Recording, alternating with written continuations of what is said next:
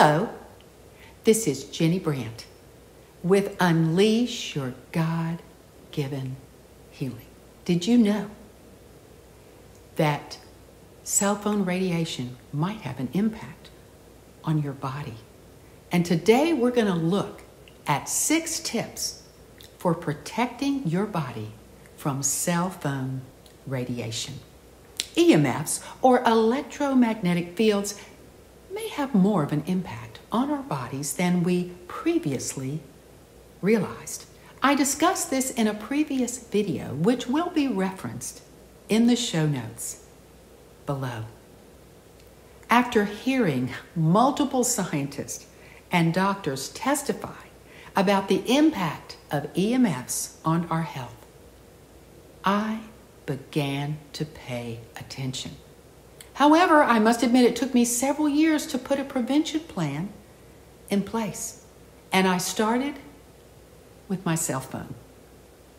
There were 2 wake-up calls related to my use of cell phones that motivated me to make some productive changes. I was very stubborn to change at first.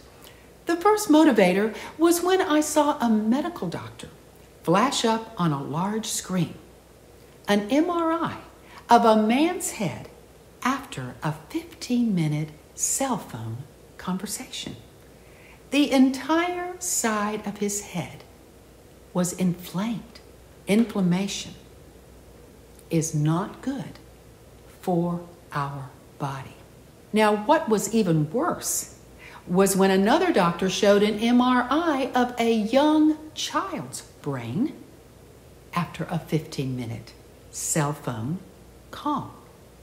The inflammation on the screen was much worse than the MRI of the adult, extending much further into the child's brain. Not good. Now, why would this be? Because a child's brain has softer tissue, meaning that the impact on a child is even more than that of an adult. It's widely known also that chronic inflammation over time can cause DNA damage and may lead to cancer. It's not the one-time or occasional phone call that we should be concerned about. It's the constant bombardment over time that puts us all at some type of risk. Now, no one is more adamant about the dangers of cell phone radiation than Dr. Devra Davis, an epidemiologist and founding director of the Center of Environmental Oncology. Dr. Davis has more than 200 publications and currently lectures at Harvard University. And if her name might tend to sound familiar, it's because she was one of the first scientists to recognize the dangers of second-hand smoke and to recommend that smoking not be allowed in public places. How many of you remember those days when smoking was allowed on buses, trains, planes, and public places? Boy, I remember. My eyes would water. It would be difficult to breathe. But in those days, it was allowed because no one knew that second-hand smoke could damage the bystander's health, and sometimes on a long-term basis. Today, of course, we all know differently, and laws are in place to protect our citizens from the damaging effects of second-hand smoke. Now, when Dr. Davis was first approached about the dangers of EMFs, she dismissed the questions as ridiculous.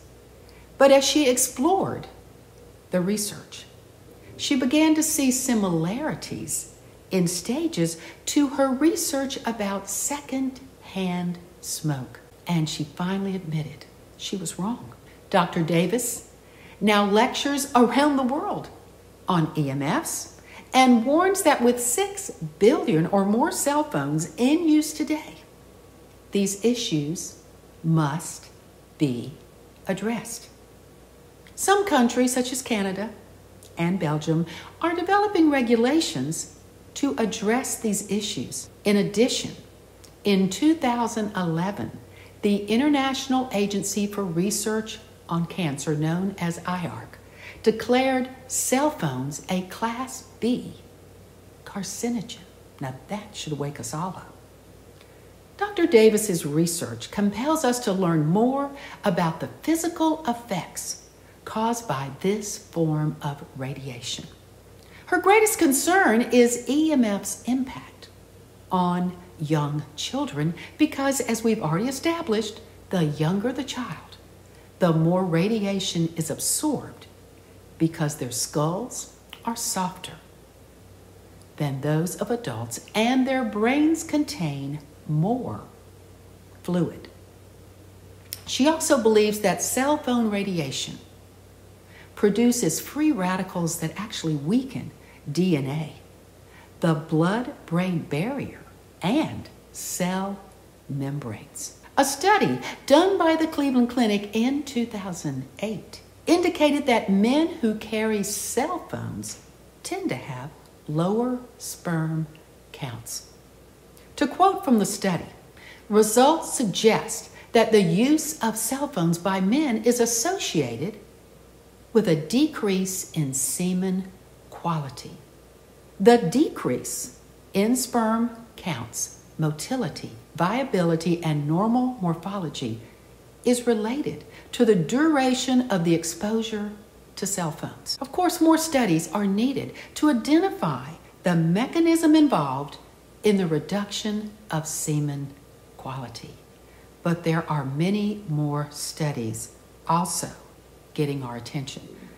According to multiple studies, frequent cell phone usage can negatively impact semen quality, potentially leading to decreased sperm count, motility, viability, and morphology, suggesting a potential link between excessive cell phone use and male infertility.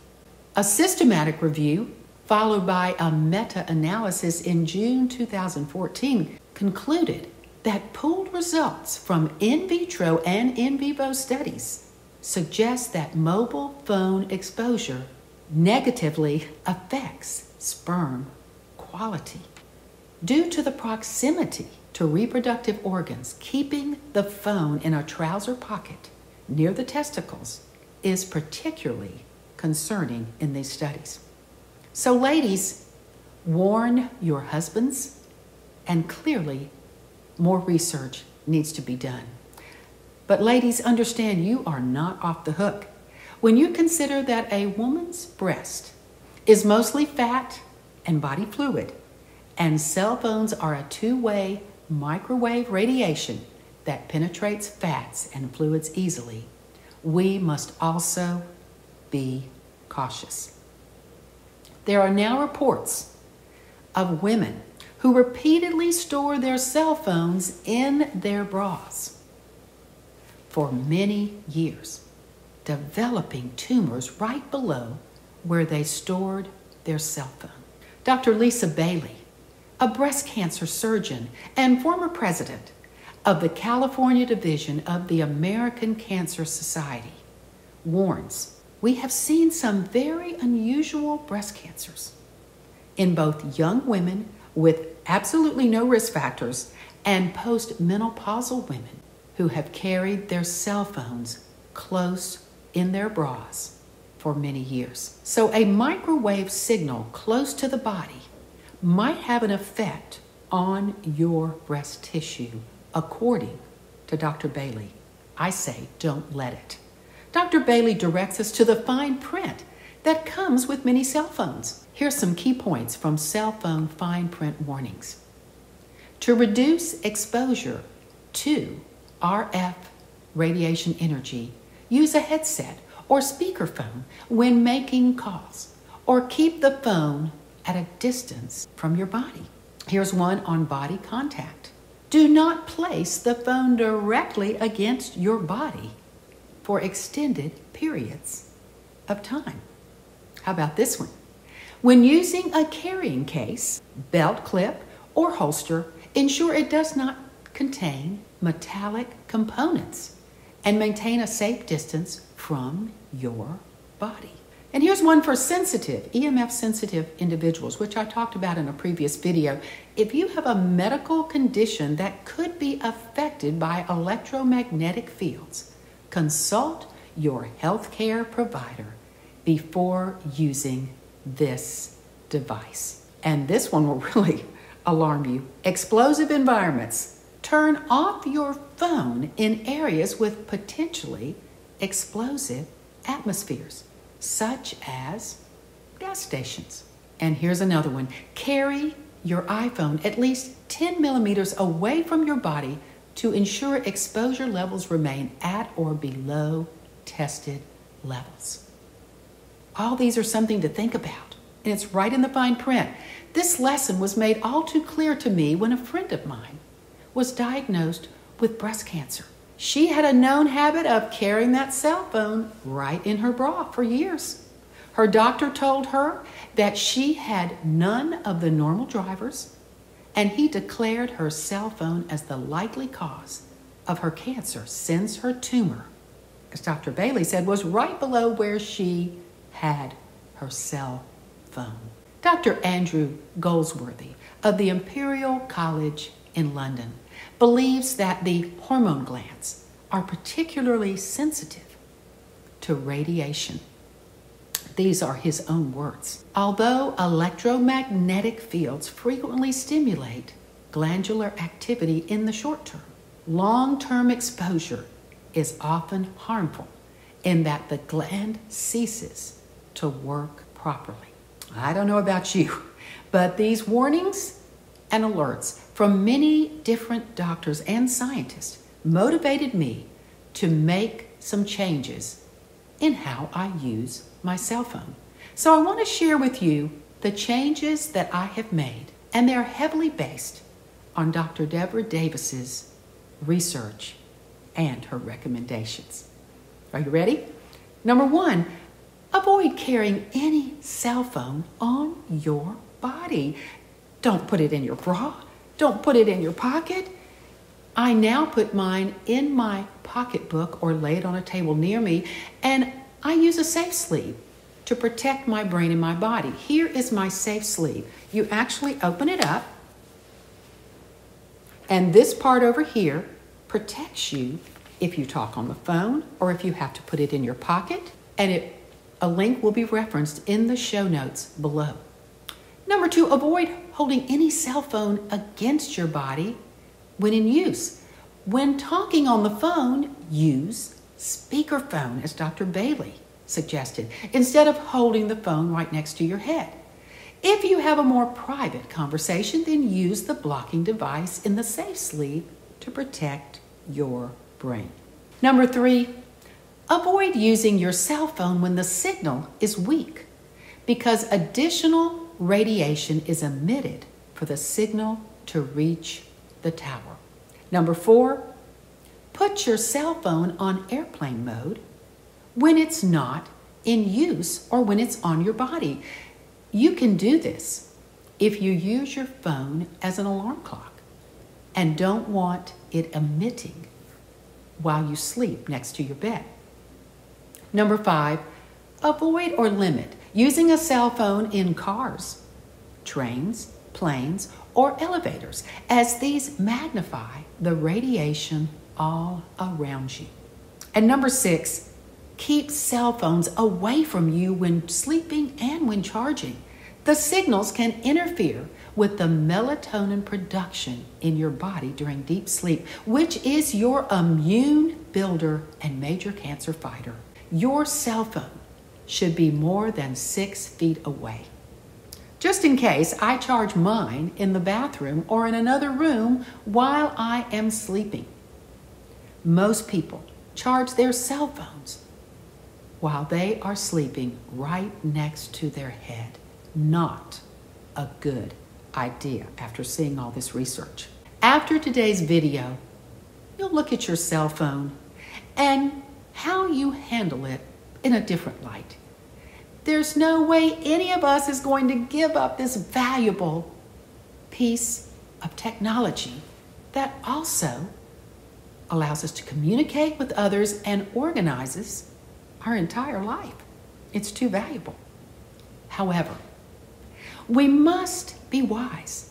We must be smarter and use them in a way that protects our body from too much radiation over time, especially radiation to our very valuable brain. I hope this information has been helpful for you. I hope you will subscribe to my YouTube channel, like this video, click the notification bell so you will know when I post new information. Until next time, here's to your good health and protection from too much radiation exposure. And may God bless.